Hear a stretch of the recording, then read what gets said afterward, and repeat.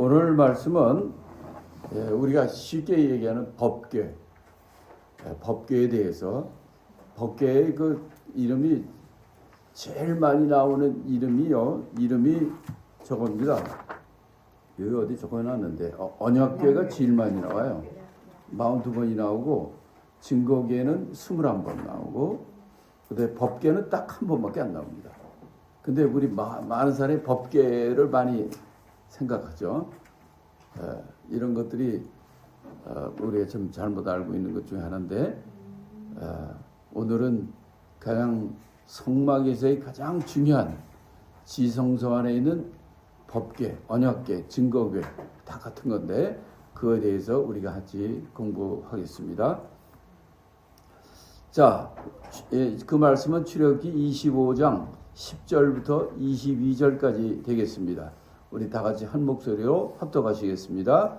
그들은 조각목으로 궤를 짓되 장이 2규빗 반, 광이 1규빗 반, 고가 1규빗 반이 되게 하고 너는 정금으로 그것을 싸되 그 안팎을 싸고 윗가로 돌아가며 금태를 두르고 금고리 넷을 부어 만들러 그 네 발에 달되 이 편에 두 고리 저 편에 두 고리며 조각목으로 채를 만들어 금으로 싸고 그 채를 궤 양편 고리에 꿰어서 궤를 매게 하여 채를 궤 고리에 꿰 대로 두고 떼어내지 말지며 내가 네게 줄 증거판을 궤 속에 둘지며 정금으로 속죄소를 만들되 장이 2규빗 반, 광이 1규빗 반으로 되게 하고 금으로 그룹 둘을 속죄소 두 끝에 쳐서 만들되 한 그룹은 이 끝에 한 그룹은 저 끝에 곧 속죄소 두 끝에 속죄소와 한 덩이 연하게 할지며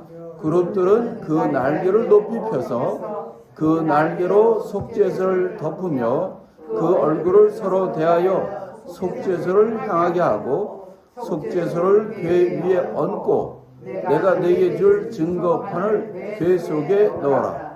거기서 내가 너와 만나고 속죄소 위 곧 증거궤 위에 있는 두 그룹 사이에서 내가 이스라엘 자손을 위하여 네게 명할 모든 일을 네게 이르리라. 아멘.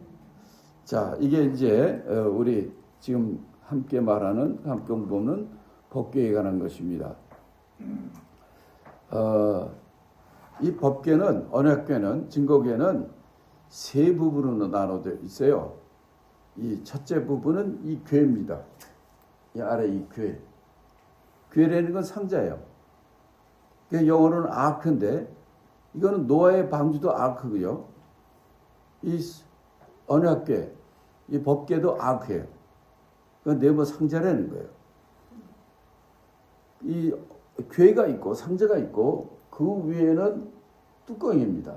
뚜껑이 해당되는 거예요. 덮개. 이 덮개가 바로 속죄소 여기서 나왔죠. 속죄소라는 단어 나왔죠. 또 딴 데 보면 시은자, seat of mercy. 그러니까 하나님의 자비의 그 판이란 말이에요. 이게 시은자 뚜껑에 말하는 쉽게 얘기하면 뚜껑입니다. 밑에 상자고 그다음에 뚜껑이 되어 있고요. 그다음에 세 번째는 그룹 천사입니다. 이게 그룹 천사예요. 그룹 천사가 서로 마주보고 있는 겁니다. 이렇게 세 부분으로 이 언약궤, 법궤라는 부분은 자세히 이 하나가 아니라 밑에 상자와 뚜껑과 그다음에 뚜껑 위에 두 그룹 천사가 서로 마주보고 있는데 향하는 시선은 시은자, 속죄소. 이 속죄소는 바로 우리를 속죄해 주시는 그 하나님의 자비. 그 안에는 피를 둬요. 다시 말하면 1년에 한 번 이 지성소에 들어오는데 지성소에 들어와서 그들이 그 대제사장이 하는 것이 이 시은자 속죄소 이 뚜껑 거기다가 피를 뿌립니다. 그 피가 우리 죄를 덮는 거예요.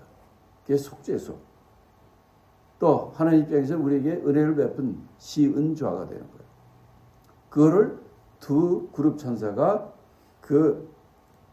이 시은좌, 속죄소 그 뚜껑, 그 피가 덮여있는 거기를 바라보는 겁니다. 그래서 여기에 사진들이 있을 거예요. 자, 여기서 보면 여기 돼 있죠. 이게 아크예요. 이게 상자예요. 이거는 상자 위에 있는 뚜껑이고 요게 그룹 천사가 두루 쳐다보는 거죠. 거기는 아까 그냥 큰 멋있게 그렸고 요거는 실제적으로 이렇게 그렸는데 두 그룹 천사가 이 시은자 속죄소 이 바닥을 바라보는 거예요. 서로. 그래서 이건 mercy seat of mercy라고 그러는 거죠. 이걸 또 꼭대기에서 보면 이렇게 되는 거예요. 두 그룹 천사가 두 날개를 피고 보는 시선이 어디냐면 이 시은자. 이게 피입니다. 피를 뿌리고 이 대세상에 피를 뿌리면 이 시은자가 저 그룹 천사 이걸 보고 바로 이게 법궤가 있는 이 뚜껑, 시은자 속죄소입니다. 자, 이렇게 해서 법궤는 궤, 상자, 그 다음에 속죄소, 시은자, 뚜껑, 그 다음에 그룹 천사 이렇게 세 부분으로 되어 있다는 거죠. 첫 번째, 이 법궤의 규격은 장, 가로, 긴 데가 2.5규빗, 짧은 쪽은 1.5규빗, 그리고 높이는 1.5규빗. 그러니까 높이가 75cm밖에 안 돼요. 조그만 상자, 조금 박스죠. 이 정도 되나? 짧은 쪽이 1.5, 높이 1.5, 그 다음에 이제 긴 쪽은 2.5 정도. 이건 작습니다. 번제단은 엄청나게 크잖아요. 5규빗. 엄청나게 큰데 이거는 작습니다. 자, 그런데 이 상자의 그 윗부분은 돌아가면서 금태가 있다고 그랬죠. 금태로, 그렇게, 태가 있습니다. 크라운이죠. 그 있고, 또 내 모서리 코너에는 이 금고리가 있어요. 고리라는 거는 작대기, 채라고 그러죠. 채를 갖다 낄 수 있어 껴가지고 들고 운반하고 하기 좋게 항상 끼어 있어요. 그건 빼지 않습니다. 이 법궤의 이 채는 항상 그 고리에 끼어 있어요. 근데 이건 전부 다 금입니다. 금으로 이 법궤도 이 금으로 조각목을 금으로 싼 것이고 이 채도 조각목을 금으로 싼 그런 채입니다. 이것이 이제 그 규격, 법궤의 규격이고 그다음에 이제 법궤의 재료를 좀 보시면은 법궤의 재료는 뭐 우리가 똑같습니다. 지금 나무는 조각목이에요. 근데 조각목에다가 금을 입힌 거죠, 황금을.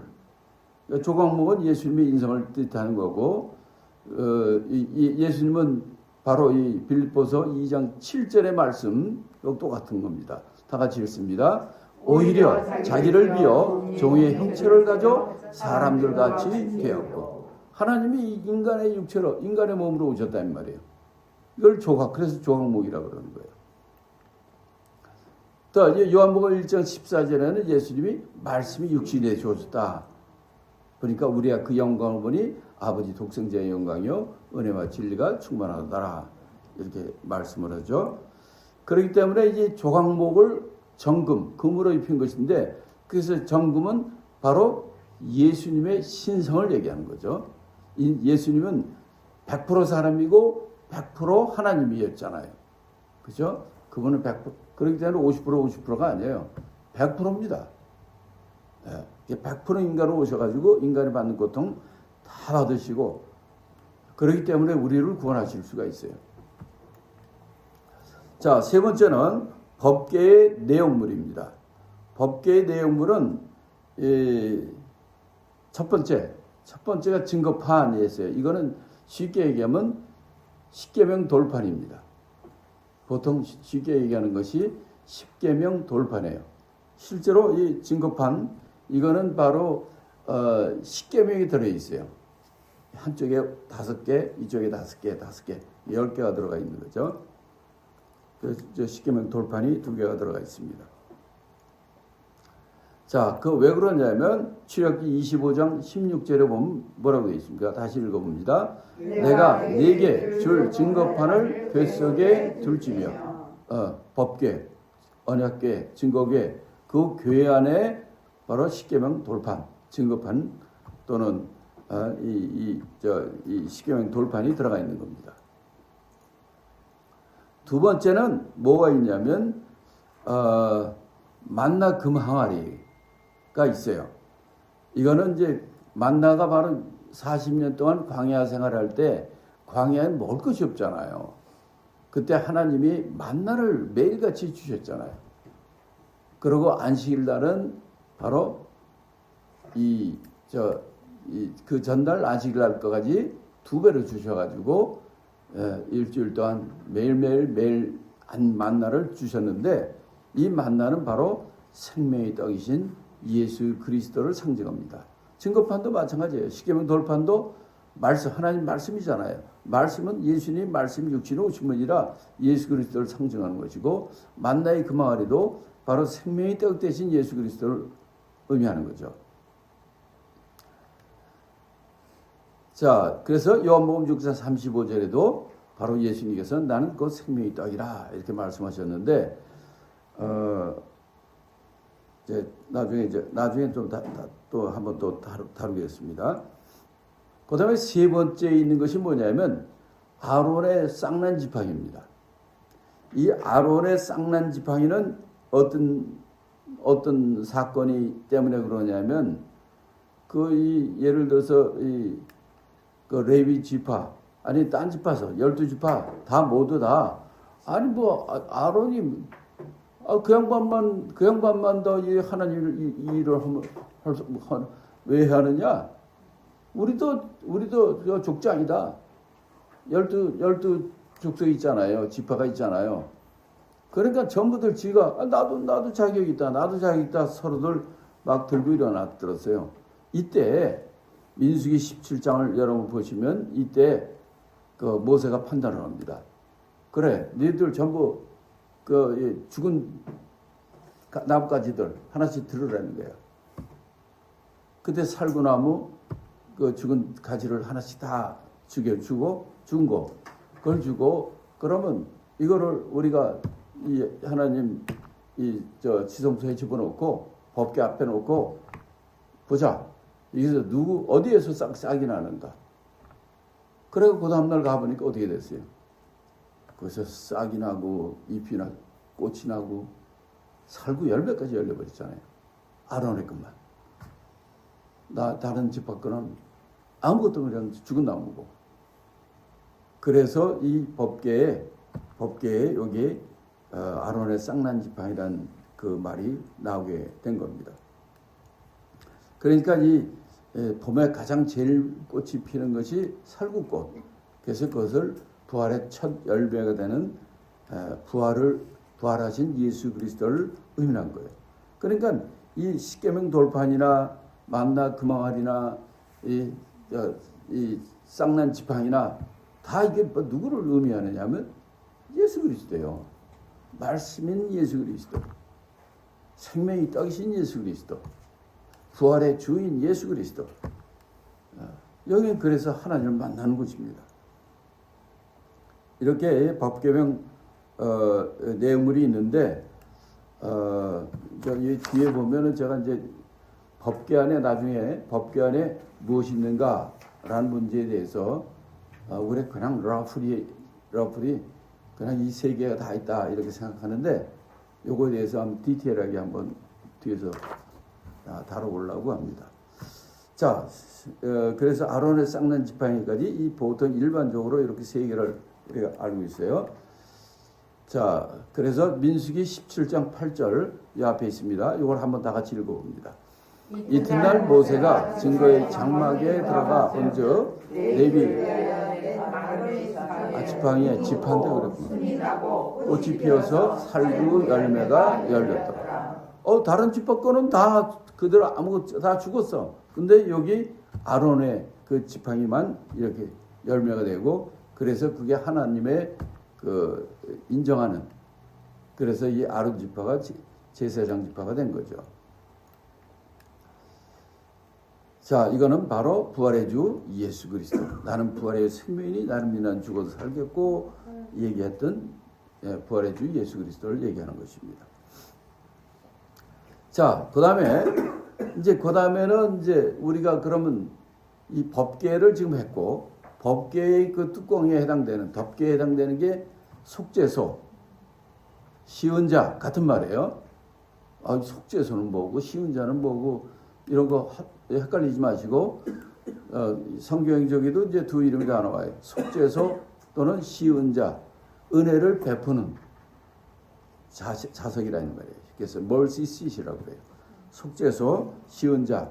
이건 한마디로 법궤의 뚜껑, 덮개, 뚜껑이란 말이에요. 자, 근데 이건 뭐로 만드느냐? 이건 뚜껑이기 때문에 뭐 조각목을 뭐 싸고 이런 게 아니라 그냥 정금이에요. 정금으로 뚜껑이니까 정금으로 했어요. 세 번째는 죄를 사함받을 수 있는 하나님의 그렇죠. 죄를 사함받으니까 하나님을 만날 수가 있는 거죠. 임재. 하나님 임재를 하기도 하고, 죄를 사함받을 수 있는 속죄. 이건 뭐 다 될 것 같은데, 결과로는 임재고 그 현상을 보면 속죄고 이렇게 되는 겁니다. 상관없어요. 또 속죄서는 4번 다 같이 읽습니다. 속죄서는 백성의 죄악을 속량하시는 처소요 은혜를 베푸시는 장소인 시은자라 한다. mercy seat라고 그렇게 얘기합니다. 또는 seat of mercy 뭐 다 돼요. 그래서 이건 뭐를 의미하느냐? 똑같죠? 하나님과 인간을 화목케 하신 예수님이 자기 피로 우리 죄를 사시고 화목케 하신 예수 그리스도를 상징하는 거예요. 다 그러니까 지성소 안에 건 다 예수 그리스도입니다. 그걸 상징하는 것을 우리가 알 수 있습니다.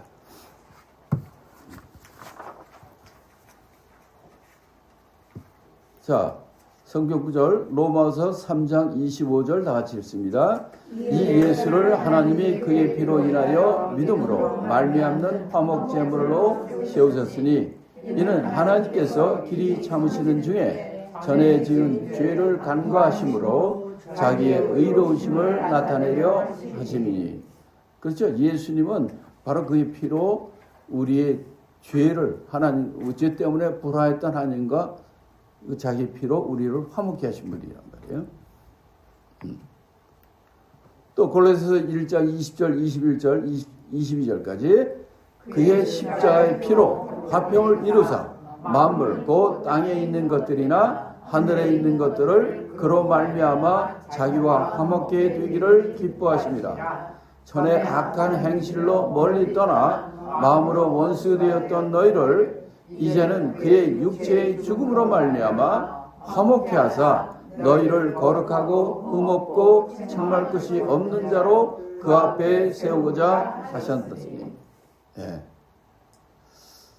자, 그러니까 주일날 여러분하고 이렇게 잘 지내고 우리 사모하고는 어디 갔냐면 그 미국 사람인데 메리앤 킹이라는 아주 좋으신 분인데 그분이 어저께 오후 3시에 돌아가셨어요. 월요일 날. 어저께 아니 벌써 수요일이구나. 그 돌아가셨는데 그 전날 주일날 그 병원에 가가지고 기도해주고 왔는데 그 양반의 문제가 뭐냐면 캐톨릭 신자인데 그래도 우리는 한방울에 한 6년 가까이 5, 6년 왔었기 때문에 우리가 계속 전도하고 구원의 확신을 주고 막 믿음을 고백하게 하고 했는데 이 양반이 배운 건 하나님이 나를 용서하는 내 죄를 용서 안 하고 나는 지옥에 한다. 그 나쁜 어떤 불신자가 케어테이커 하는 이 사람이 뭐 그런 얘기를 하는데 그 얘기가 팍 베꼈나 봐요. 그래서 그 다음부터는 하나님은 나를 용서하지 않는 것 같아. 그러면서 그래서 이 세상 좀 여기 죽기 싫다고 막 그랬어요. 그랬던 사람인데 평안 중에 갔어요. 이게 뭐냐면 지금 오늘 말씀 이 말씀은 똑같잖아요.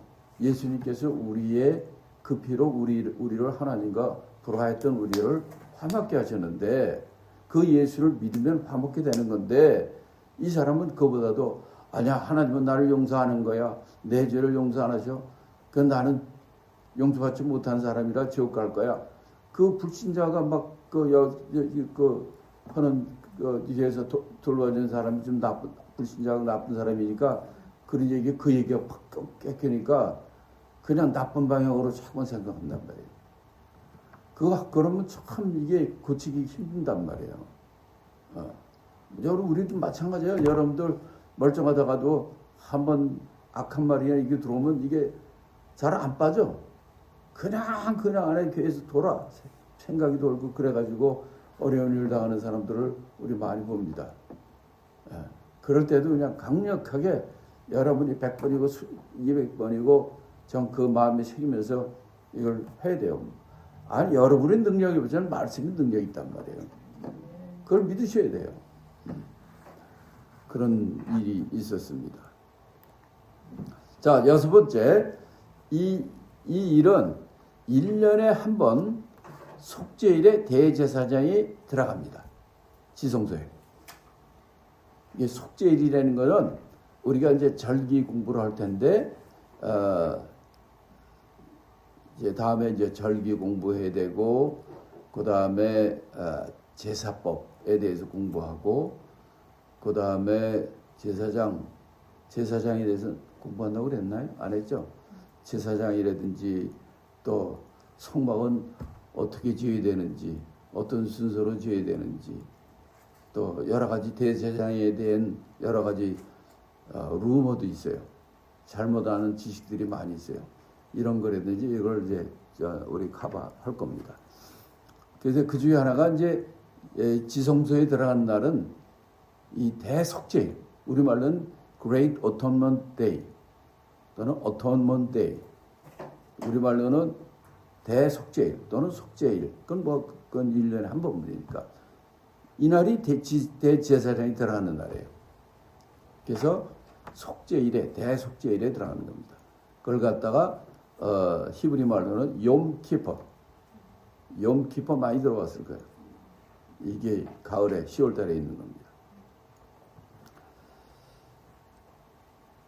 자, 7번째는 다 같이 읽습니다. 속죄소 위에 희생의 피를 뿌려 백성들의 죄를 속죄하는 것입니다. 1년에 한 번씩 이 대속죄일 욤키퍼 데이 때 이 온 백성의 죄를 사해달라고 그 피를 가지고 이 지성소에 들어가는 겁니다. 그래서 그 피를 속죄소 시온자 위에 뿌려요. 그래고 하나님의 죄사함을 그 대사장이 그걸 보고 받아가지고 나와서 백성들한테 선포합니다. 하나님께서 우리의 모든 죄를 속죄하셨습니다. 그럼 온 백성들에서 아멘 할렐루야 하고 그러는 거예요. 이 대속죄일이 이게 욤키퍼데이입니다. 자, 요한일서 2장 2절. 저는 우리 죄를 위한 화목제물이니 우리만 위할 뿐 아니요 온 세상의 죄를 위하심이라. 예수님께서는 바로 이들이 1년에 한 번씩 하는 이유는 그들이 죄를 완전히 속죄하지 죄산받지 못하기 때문이거든요. 그렇기 때문에 이들이 매년 그렇게 하는 거예요. 6월절에도 하고 이때도 하고 때릴 때마다 하고 그러는 거예요. 그건 왜냐하면 이건 예표이기 때문에, 이건 기념이기 때문에 완전히 죄산받지 못한 거예요. 그거는 오직 예수님이 십자가 공로 그걸로 완전히 없어진 거죠. 그래서 휘장도 위에서부터 아래까지 찢어진 거예요. 그때. 왜? 바로 저 10규빗짜리 아니 5m짜리 저 높은 저 휘장 그걸 갖다 어떻게 위에서부터 아래 누가 찢습니까? 그 두꺼운 거. 이걸 통해서 우리 예수 그리스도 그분만이 우리 죄를 쇠하는, 속죄하는, 사죄하는, 죄사하는 그 분인 것을 우리가 알 수 있게 된 겁니다. 히브리서 10장 11절 제사장마다 매일 서서 섬기며 자주 같은 제사를 드리되 이 제사는 언제든지 죄를 못하거니와. 그래요. 구약의 모든 예수님 오시기 전에 모든 이거는 그거 왜 제사를 계속 드립니까? 죄사함 받지 못하니까 드리는 거예요.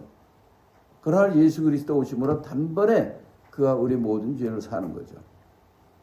이게 욤키프란 말이에요. 자, 8번 다 같이 읽습니다. 속죄서는 하나님께서 인간과 교제하는 거예요. 만나는 것이에요. 내가 너를 만나리라 했잖아요. 만나는 것입니다. 교제하는 것이에요. 지성소는 하나님이 교제하는 거예요. 성소는 하나님 위해서 일하는 곳입니다. 그러면 뜰은 세 부분이 있다고 그랬잖아요. 뜰은 백성이 들어가는 것이고, 뜰은 하나 앞에 제사 드리는 것이에요. 희생을 드리는 것이에요. 그러나 성소는 제사장만이 들어가고, 제사장들은 하나님의 나라를 위해서 봉사하는, 사역하는 것이에요. 근데 지성소는 어떠냐? 하나님을 대제사장만 들어가고, 그것도 그때만 들어가요. 그날만. 그러나 이거는 여기서 하나님을 만나는 것, 교제하는 것이란 말이에요. 이 세 부분, 성막의 세 부분을 분명히 알아야 돼요. 뜰은 백성, 죄인들이 들어가는 것이고, 그래서 제사를 드리는 것이고, 성소는 하나님의 제사장들이 들어가는 것이고, 하나님을 섬기는 것이고, 지성소는 대제사장만 들어가고, 이거는 하나님과 만나는 것이에요. 교제하는 것이에요. 자, 출애굽기 25장 22절 한번 다시 잘 읽어보세요. 거기서 내가 너와 만나고 속죄소 위 곧 증거궤 위에 있는 두 그룹 사이에서 내가 이스라엘 자손을 위하여 내게 명할 모든 일을 내게 이르리라. 하나님을 만나는 거예요.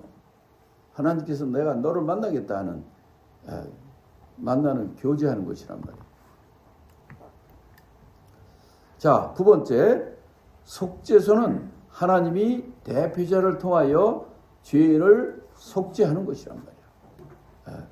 그렇죠? 그래서 대제사장만 들어간 거죠.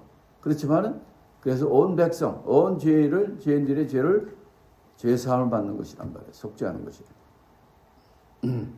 자, 히브리서 4장 15, 16절 다 같이 읽습니다.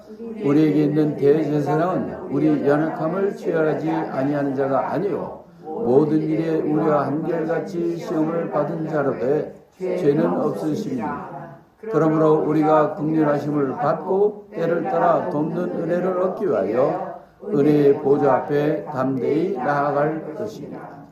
그래요.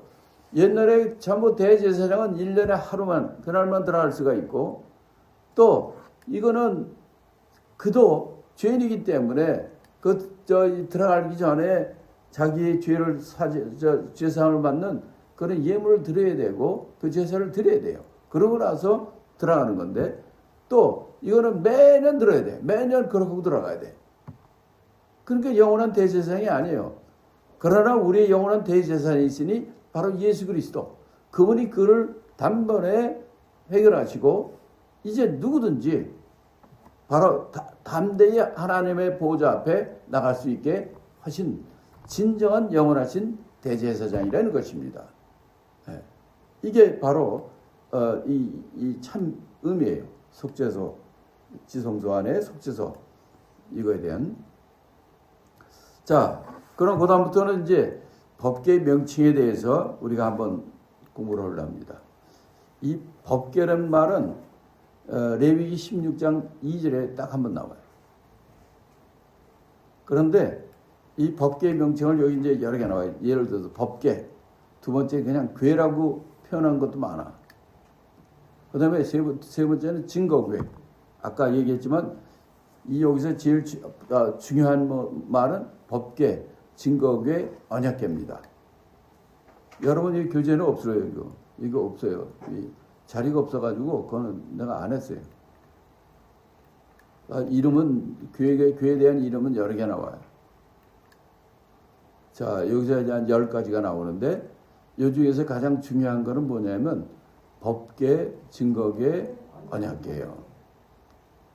그럼 이 중에서 우리가 첫째 바로 잡아야 될 것은 제일 많이 나오는 것이 언약궤가 42번이 나오고, 그 다음에 증거궤가 21번이 나오고, 여러분 교재에 나와 있죠. 법궤 딱 한 번 나와요. 자, 이걸 어떻게 우리가 해결해야 될 것인가 하는 겁니다.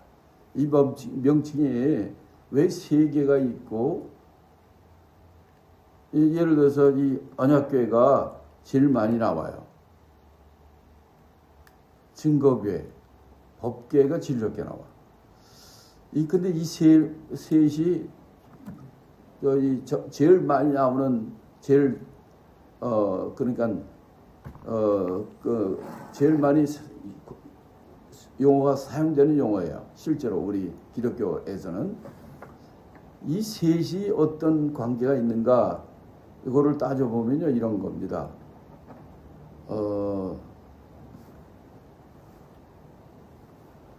이거 참 쓰기도 또 그러네. 우리가 제일 알아야 될 건 이겁니다.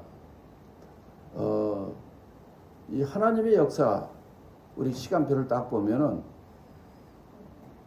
이 신구약이 딱 갈라지는 데가 어디입니까? 예수 그리스도죠.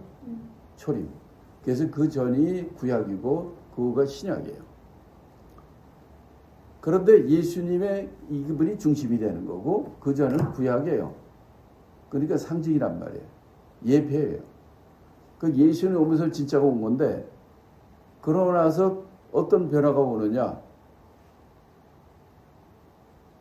변화가 온 게 있어요. 예수님이 가실 때 내가 떠나가면 누가 온다? 보혜사 성령.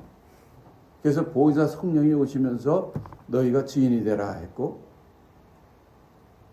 그때부터 증거하는 일이 계속되고 언제까지 되느냐면 예수님이 다시 오실 때, 재림 때까지. 그러니까 이게요 따지면은 이렇게 되는 거예요. 예수님이 오기 전까지는 율법 시대예요. 법이에요. 근데 예수님 오면서부터는 뭐가 되냐면 언약입니다. 예수님이 약속의 말씀이 오는 거예요. 그래서 예수님이 오셔가지고 십자가에 죽으시고 올라가신 다음에 보혜사 성령님 오시잖아요. 성령이 오신다면 한 일이 뭐예요? 성령이 오시면 예수를 증거케 하시죠. 증거하는 거예요. 자, 근데 이 아크, 이 상장, 교회의 이름이 법궤고 언약궤고 증거궤입니다. 그러니까 이 법궤라는 것은 뭐냐면 예수님이 오시기 전까지. 그러니까 예수님의 십자가의 죽음.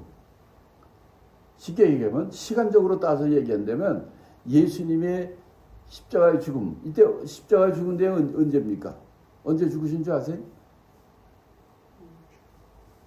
6월절! 6월절은 인장이잖아요. 고민하긴. 부활절도 알고 다 알면서. 그때까지 기간, 우리의 1년의 기간을 본다면은 예수님이 6월절 십자가 죽기 그 전까지는 법궤예요. 법궤의 개념이야. 그러나 예수의 십자가 딱 죽으시잖아요. 하나님의 약속대로 그분이 죽으셨잖아요. 언약이란 말이에요.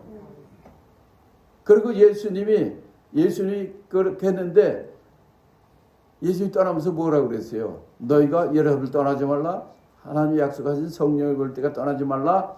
그러면서 성령이 왔잖아요. 그러면서 교회 시대가 됐잖아요. 그러면서 우리가 예수님을 증거하는 게 대가 땅까지 증거하잖아요.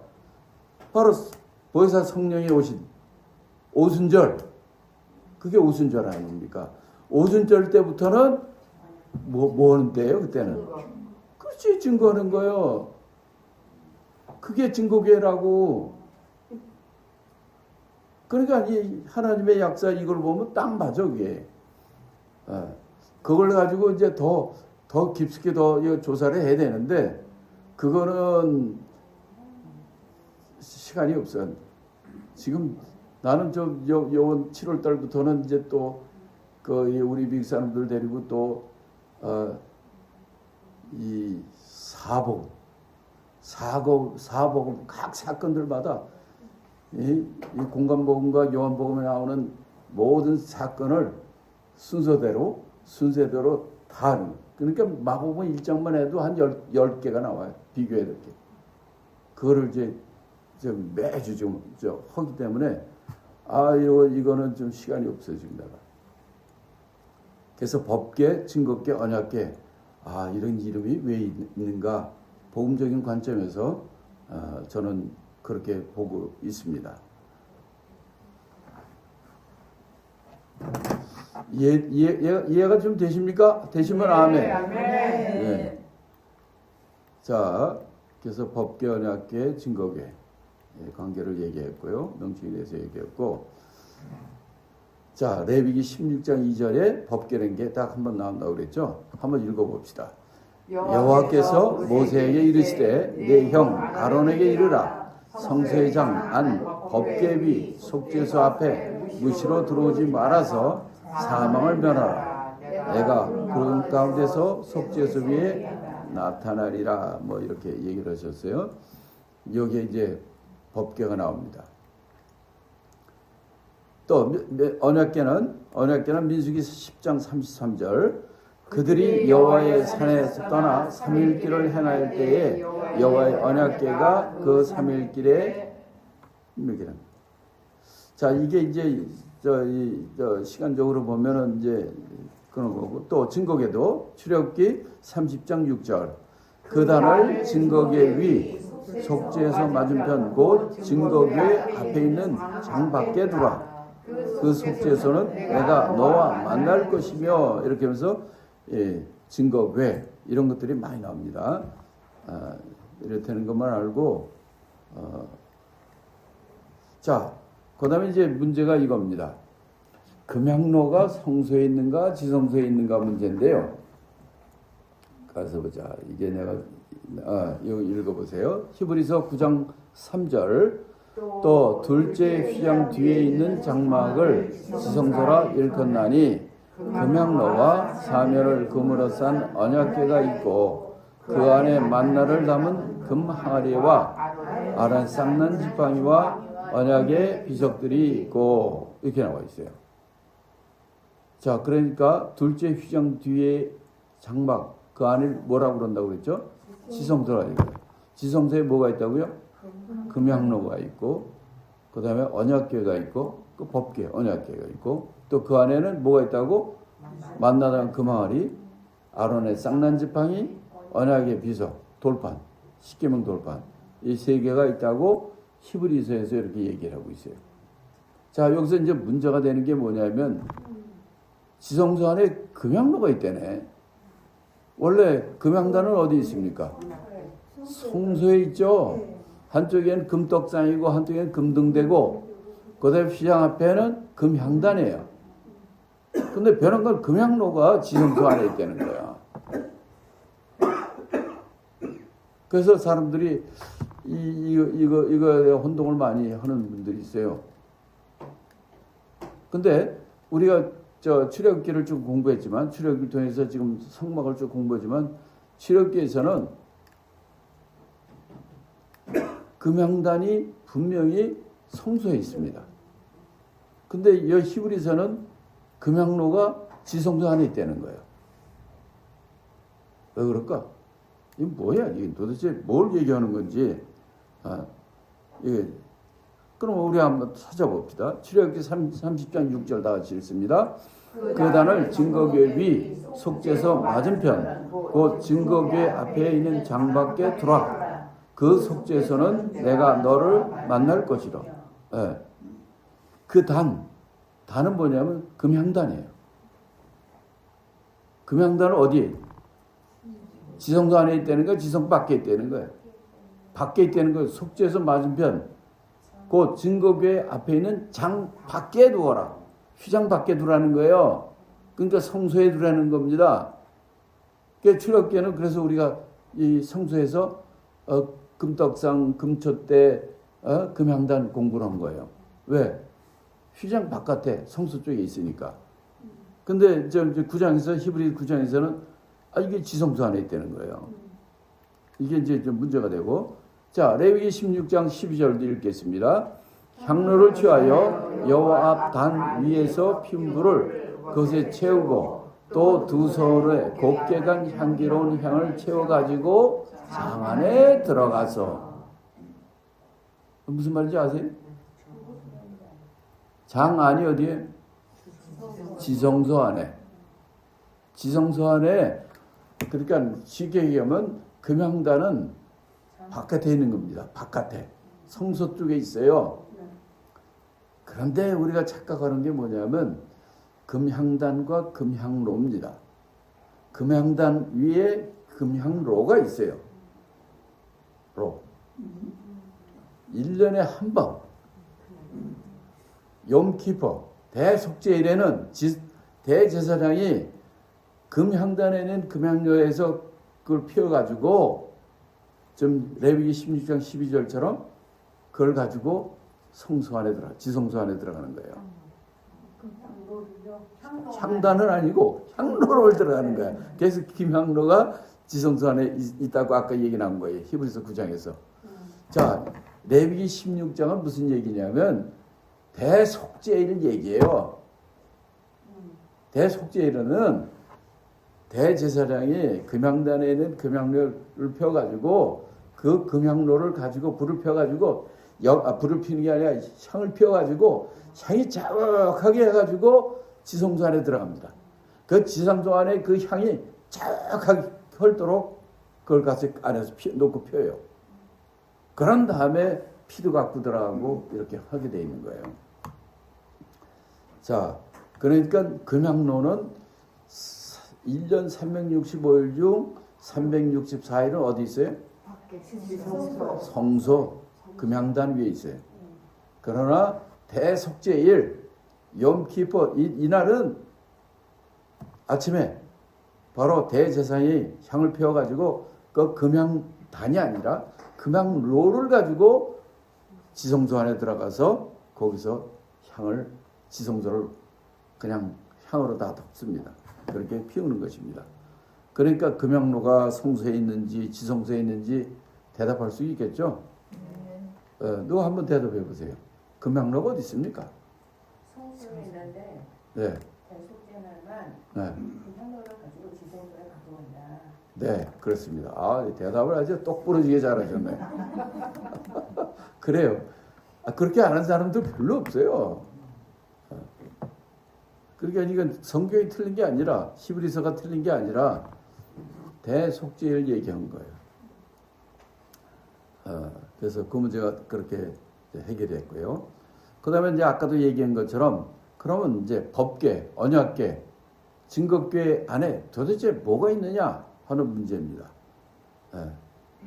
자, 이게 이제 돌리는 거예요. 이게 향로로 돌리는 거예요.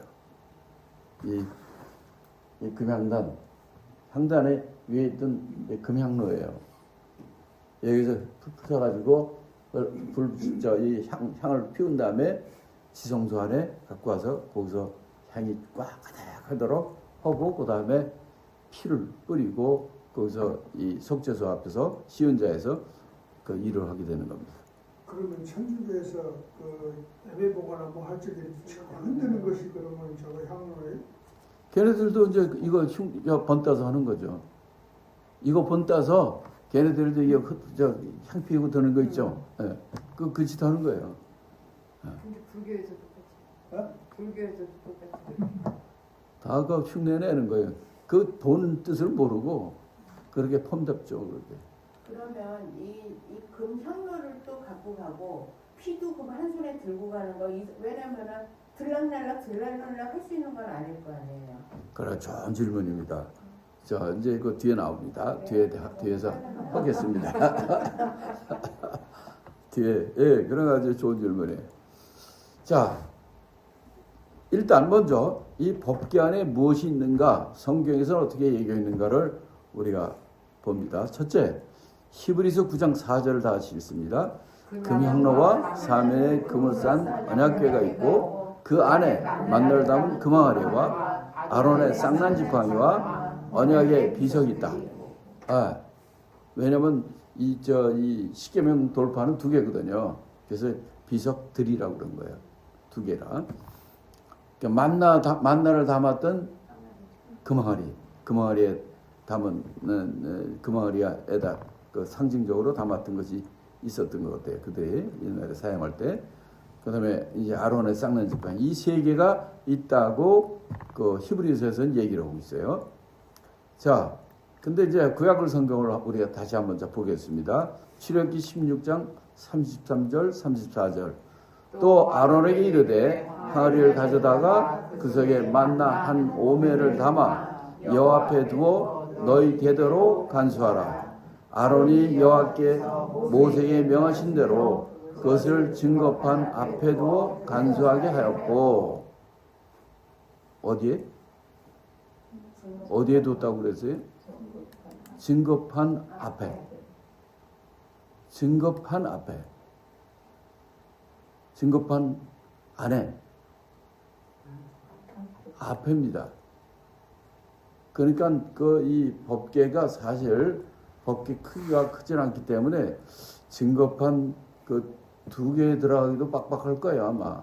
근데 증거판 안에 든다고 그래. 저거는 그 안에 있었다고 그랬고, 히브리서에는. 출애굽기에서는 여기선 증거판 앞에 뒀다고 그랬어요. 법궤판 앞에 뒀다는 거예요. 자, 이거를 우리가 좀 더 봅시다. 증거판. 출애굽기 25장 21절 다시 읽습니다. 속죄소를 궤 위에 얹고 내가 네게 줄 증거판을 궤 속에 넣어라. 증거판을 궤 속에 넣어라. 그러니까 이 궤, 법궤 안에 이거는 이제 비석, 십계명 돌판을 얘기하는 겁니다. 그걸 갖다 그 안에 넣으라고 그랬죠. 근데 만나 금항아리에 대해서는 어떻게 얘기했느냐? 만나 금항아리는 아까 읽은 것처럼 그 앞에 두라고 그랬고, 그 다음에 이제 아론의 쌍난 지팡이에 대해서는 어떻게 얘기했냐면, 민수기 17장 14절에 보면, 회막 안에서 내가 너희와 만나는 것인 증거궤 앞에 두라고 그랬어요. 증거궤 안에 두라고 그러는 게 아니라 앞에 두라고 그랬어요. 자, 열왕기상 8장 9절. 궤 안에는 두 돌판 외에 아무것도 없었으니 이것은 이스라엘 자손이 애굽 땅에서 나온 후 여호와께서 저희와 언약을 세우실 때에 모세가 호렙에서 그 안에 넣은 것이니라. 이거는 이제 솔로몬 왕 때입니다. 솔로몬 왕 때 그 법궤의 안에 그 안에는 이 두 돌판, 증거판, 돌판밖에 없다는 거예요. 십계명 두 돌판밖에. 딴 것은 없다는 거예요. 그리고 아까도 딴 데서 이럴 때는 그 앞에 뒀다고 그랬지, 그 안에 뒀다는 얘기는 없어요. 근데 히브리서 지금 9장에서만 이 언약궤, 궤 안에 이 세 개가 있다고 여기 얘기를 한 거예요. 근데 구약 솔로몬 왕 때도 그건 돌판 외에는 없다 이렇게 얘기를 했고, 또 민수기에서도 보면 그 궤 앞에 뒀다고 그랬지 안에 뒀다고 얘기 나오지 않습니다. 그래서 여기에 지금 이슈야. 이게 좀 여러 가지 있는데 전체적으로 봤을 때는 이게 그 언약궤 안에 있는 게 아니라 지성소 안에 언약궤 앞에 둔 것이 맞는 것처럼 보여요. 왜냐하면은 이제 우리가 예를 들어서 요담에 내가 또 다루는 것이 이건데 예를 들어서 지성소에 누가 들어간다고 그랬죠? 대제사장. 그렇죠. 이제 그거로는 거예요. 이게 이제 어떤 도입에 보니까 십계명 돌판하고 금왕아리하고 쌍눈 이거 이렇게 모형을 만들어서 이렇게 한 것이 있어요. 그래서 하나하나 캡처한 건데, 자, 지성소에 누가 들어가는가? 자, 히브리서 9장 7절을 우리 한번 다 같이 읽습니다. 오직 둘째 장막은 대제사장이 홀로 1년 1차씩 들어가되 피 없이는 아니하나니 이 피는 자기와 백성의 허물을 위하여 드리는 것이라. 자, 히브리서에서는 이 둘째 장막이라는 건 지성소예요. 지성소는 대제사장이 들어가는 건데 그걸 뭐라고 표현했냐면 대제사장이 홀로 1년 1차씩 들어간다고 그랬잖아요. 1차. 한 번이요. 정말 한 번만 들어가나? 그래서 아까도 우리 집사님이 했잖아요. 그 향 들고 들어가고 피도 들고 들어가야 되고 또 여러 가지 있는데 어떻게 다 한꺼번에 들고 들어가느냐 이제 이런 얘기가 나왔잖아요. 자, 그래서 제가 이제 레위기 16장은 이게 대속죄일에 관한 얘기인데 대제사장이 지성소에 들어가는 얘기예요. 이건데 한번 우리가 12절부터 15절까지 내가 좀 길지만 쭉 적었는데 한번 다 같이 읽어봅니다. 향로를 취하여 여호와 앞에 단에 위에서 피운 불을 그것을 채우고 또 두 손에 곱게 간 향기로운 향을 채워가지고 장 안에 들어가서 여호와 앞에서 분향하여 향연으로 증거계 위 속죄소를 다리우게 할지니 그리하면 그가 죽음을 면할 것이며 그는 또 수송아지의 피를 취하여 손가락으로 속죄소 동편에 뿌리고 또 손가락으로 그 피를 속죄소 앞에 7번 뿌릴 것이며 또 백성을 위한 속죄소 염소를 잡아 그를 가지고 장 안에 들어가서 그 수송아지의 피로 행함같이 그 피로 행하여 속죄소 위와 속죄소 앞에 뿌릴지니 다 됐나? 네. 자, 이 더 많지만 더 길면 다 보면 좋지만 요것만 봐도 대충 다 알 수 있어요. 뭐냐면 자, 히브리서에서는 이날 1년 1차만 들어간다고 그랬는데 레위기 16장 보면요. 이게 대제사장이 몇 번 들어가나 한번 보세요. 자, 13절에 보면 향을 쳐가지고 장 안에 들어간다고 그랬잖아요. 그거 한 번이죠. 그 다음에 14절 보면 송아지 피, 송아지입니다. 송아지 피를 취해가지고 속죄소 동편에 뿌리고 손가락 속죄소 위에 7번 뿌리고 그렇게 뿌리는 일을 한단 말이에요. 그 송아지 피를 갖고 들어가야 돼. 그러나 15절에 보면 또 이번엔 염소네. 염소를 잡아가지고 염소 2마리 잡아가지고 하나는 무인죽여 버리고 하나는 죽여가지고 피를 지성소에 들어가는 거예요. 그거 얘기하는 거예요. 속죄소 염소를 잡아가지고 그 피를 가지고 안에 들어가서 속죄소 위와 속죄소 앞에 뿌린다고 그랬어요. 그럼 벌써 몇 번 들어가? 3번이에요. 향로 들고 들어가죠. 송아지 피가 들고 들어가죠. 그 다음에 염소 피 가지고 또 들어가죠. 그 다음에는 이제 뭐냐면, 요한다면 이제 나와요. 나와서 백성들한테 선포합니다. 너희 모든 죄가 죄상을 받았느니라. 속죄, 대속죄일. 그 구름같이 모인 사람들한테 선포하는 겁니다. 그럼 모든 사람이 할렐루야, 아멘 하고, 그렇게 이제 허견되는데, 자, 그러면 이제 그 문제는 이제 뭐냐면, 지성소 안에 어떻게 돼 있습니까? 이게 난장판이지 피의자한테. 그거 그냥 놔두면 되겠습니까? 그래서 최소 한 번 더 이상 또 들어가야 돼요. 왜? 청소해야 되니까. 그러니까 최소한 또 4번 들어가요. 근데 히브리서는 그걸 상징적으로 1년 1차라고 얘기하는 거예요. 근데 레위기 16장 대속죄일에 대제사장이 들어가는 일에 대해서 여기 정확히 얘기했잖아요. 그러니까 그래서 제가 4번 최소한도 4번 들어간다는 거예요. 처음에는 향, 두 번째는 송아지 피, 세 번째는 염소 피, 네 번째는 다 들어가서 다 청소하고 나와야 돼. 이렇게 아마 이런 얘기 별 들어본 적이 없을 거예요. 상을 갖고 그 다음에 나오고 그 다음 거를 하나요? 아니면 여기다 아직 들랑달랑 하는 걸 얘기하고 아니 내가 그러면 거기다가 내비두면 안 되냐 그 차이. 향 내 거기도 두죠 당연히. 그러니까 여기서 보니까 여기 나중에 이제 끝날 때 갖고 청소할 때 갖고 나오는 거지. 네. 그렇죠. 그래도 거기 그렇게 놓을 거라고 생각해. 그때 내가 거기 없어서 모르겠지만 그건 뭐 우리가 상식적으로 생각해도 그럴 것이라고 생각이 됩니다. 그런 디테일까지는 안 적잖아요. 우리가 이제 거기다 꽉 채워서 안 보이게. 그 여기 써 있잖아. 거기 분양할 향이 그걸 꽉 차야 돼요. 몸을 면한다고. 그렇죠. 그러니까 그거. 안 보이게끔 한다. 그래서 향을 갖다 꽉 채워야 돼요.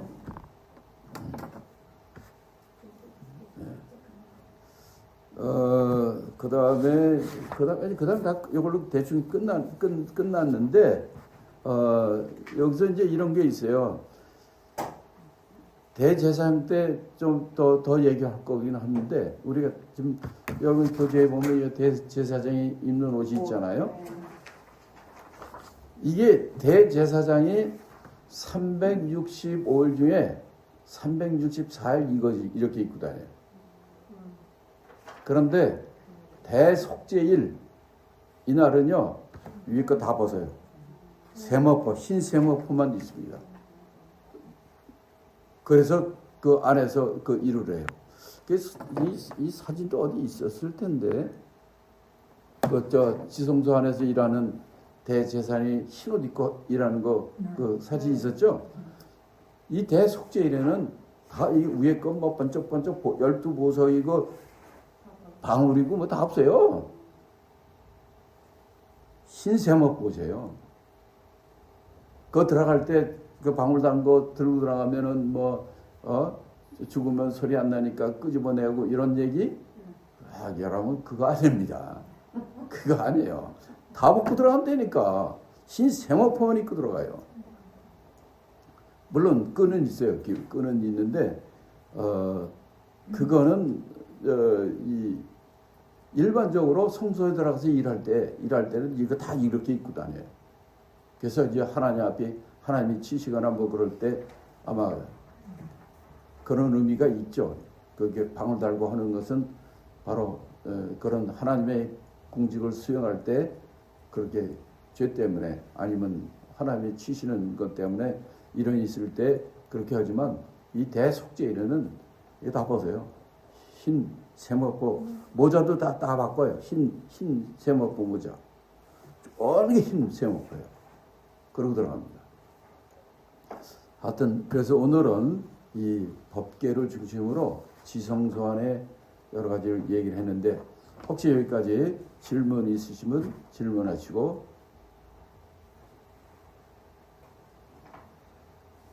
다 하신다는 얘기죠. 그러니까 일이 너무 많아가지고 질문이 없다는 건 모른다는 그럴 수도 있고, 예. 근데 이제 나중에 또 기회 있으니까 그때 질문해도 됩니다. 오늘 괜히 여러분한테 푸시하는 것은 아니고, 그거는 진행상 그렇게 질문한 거니까 너무 유의하지 마시고 그렇게 하도록 하겠습니다. 정말 이 법계 이것은 이 성막 중에서도 최고의 클라이맥스예요. 가장 중요한 거예요. 그동안에 누구도 들어가지 못했던 것이고 바로 그것을 예수 그리스도를 통해서 이제 누구나 하나 앞에 나오는 거예요. 그 천주교 사는 것처럼 뭐 신부 앞에 고해상사하고 이제 신부한테 가면은 우리 거를 이렇게 사해주고 인도하고 이런 거 아닙니다. 예. 이제는 예수 그리스도께서 그분이 십자가에 죽으심으로 이제 하나님과의 모든 불화했던 모든 것을 깨고 우리를 화목케 하셔서 우리가 담대히 그분에게 나갈 수 있어요. 그분한테 기도할 수 있어요. 그분한테 간구할 수 있어요. 그런 이제 종교화된 이 종교들, 이 세상의 종교들은 이제 그런 걸 가지고 take advantage 하는 거예요. 그걸 가지고 자기네 어떤 세력이라든지 자기네 어떤 권위라든지 자기네 어떤 어토리티라든지 이런 걸 참 만들려고 그러는 거죠. 그래서는 안 됩니다. 자, 그래서 오늘 법계 바로 이거는 완전히 100% 예수 그리스도 그 속성을 그대로 얘기해 주는 거예요. 바로 말씀이신 예수 그리스도, 또 부활의 예수 그리스도, 또 생명의 떡이신 예수 그리스도. 오직 예수 그리스도만 다 얘기하고 있잖아요. 그런 예수 그리스도, 그분을 더욱더 사랑하고 그분을 더욱더 믿고 그분을 더욱더 우리가 나의 주님으로 섬기는 우리 모두가 되기를 예수 그리스도의 이름으로 축복합니다. 아멘. 기도하겠습니다.